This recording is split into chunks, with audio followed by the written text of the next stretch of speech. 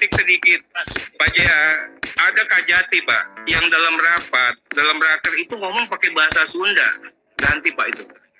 Kita ini Indonesia, Pak. Jadi orang takut kalau ngomong pakai bahasa Sunda, ntar orang takut, Pak, ngomong apa. Saya ingin mengingatkan kepada Pak Arteria Dahlan, mari kita sama-sama menggunakan buku panduan kita bernegara. Apa itu? Adalah buku Undang-Undang Dasar 1945, pasal 32, ayat 2. Di sini disebutkan dengan sangat jelas, kalau kata bahasa Sunda, eces genre, ya, negara menghormati, ya. Sekali lagi, negara menghormati dan memelihara bahasa daerah sebagai kekayaan budaya nasional. Assalamualaikum warahmatullahi wabarakatuh. Gimana? Hidup itu tidak seperti yang kita inginkan, tidak seperti yang kita bayangkan, tapi hidup seperti yang kita jalani saja. Contoh, lihatin.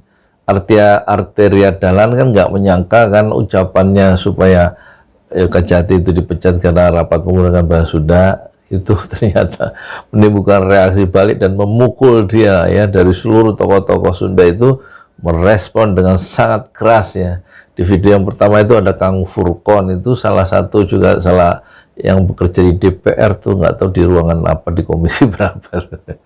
Punya channel dia sekarang, Kang Furkon namanya. Makanya dia langsung bisa membuka apa, buku Undang-Undang Dasar lah, kalau dia penasehat di situ.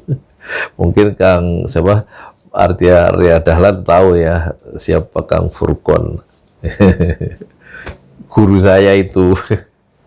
Guru bahasa Arab, tapi Nausoroh belajar saya dulu dengan Kang Furkon itu di Mahat Utsman bin Affan setiap subuh. Fa'alu gitu.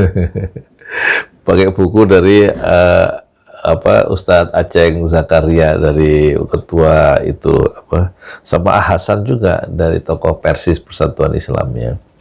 Jadi poinnya apa? Kalau pakai bahasa Arab gimana?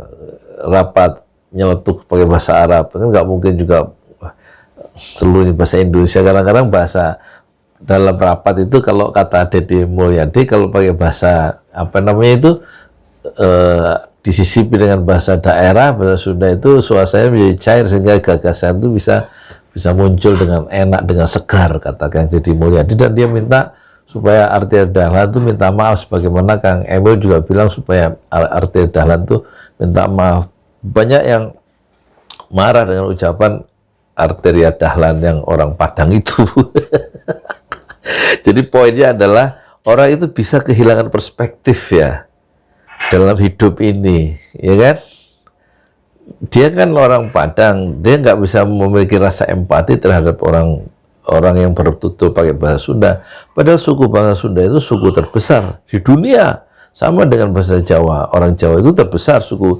Nggak ada suku bangsa yang paling besar di dunia ini kecuali suku Jawa dan suku Sunda. Nah, dia kan kehilangan perspektif itu. Dan dia menyentuh sisi-sisi yang sangat sensitif terhadap orang-orang Sunda ketika dia bicara seperti itu di DPR.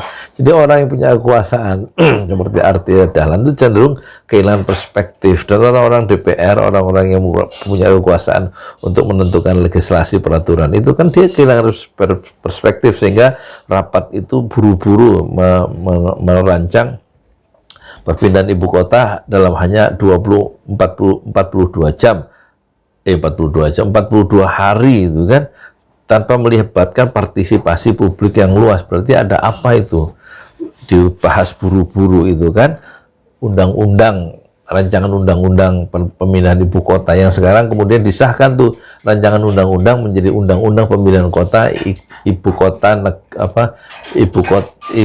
kota negara menjadi Nusantara. Itu diputuskan pada hari Selasa dini hari jam 1 atau jam 2 di tengah malam buta, dalam waktu hanya 16 jam. Jadi anggota DPR itu karena punya kekuasaan, itu orang cenderung kehilangan perspektif dan tidak melihat perspektif orang lain, ya. Sehingga akhirnya muncul penolakan terhadap pemindahan ibu kota di Kalimantan Timur dari segi keamanan, mudah diserang dari utara katanya. Terus dari bisnis nggak ada pertumbuhan di masa jangka pendek, jangka menengah, jangka panjang cuma 0,0 sekian.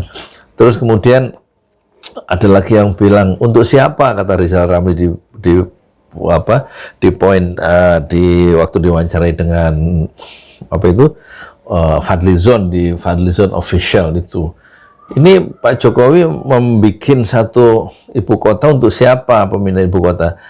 Bukan untuk orang Indonesia, tapi untuk asing, untuk Tiongkok katanya. Terus ada lagi peneliti yang bilang Kalimantan itu bisa menampung 200 juta penduduk yang baru, dan itu kemungkinan besar bisa migrasi itu diundang atau pindah orang-orang Cina yang penduduknya sudah 1,2 miliar itu ya ke Kalimantan ya. Nah, itu kan bahaya-bahaya itu tidak dilihat ya, perspektif yang begitu tidak dilihat oleh anggota DPR yang berbahasa Indonesia tadi, tapi bisa dilihat oleh orang-orang di luar orang-orang DPR, karena cenderung orang yang punya kekuasaan dan punya uang itu cenderung kehilangan perspektif. Makanya orang-orang DPR itu juga banyak yang masuk penjara gara-gara korupsi. Orang-orang korupsi itu orang-orang yang kehilangan perspektif ya.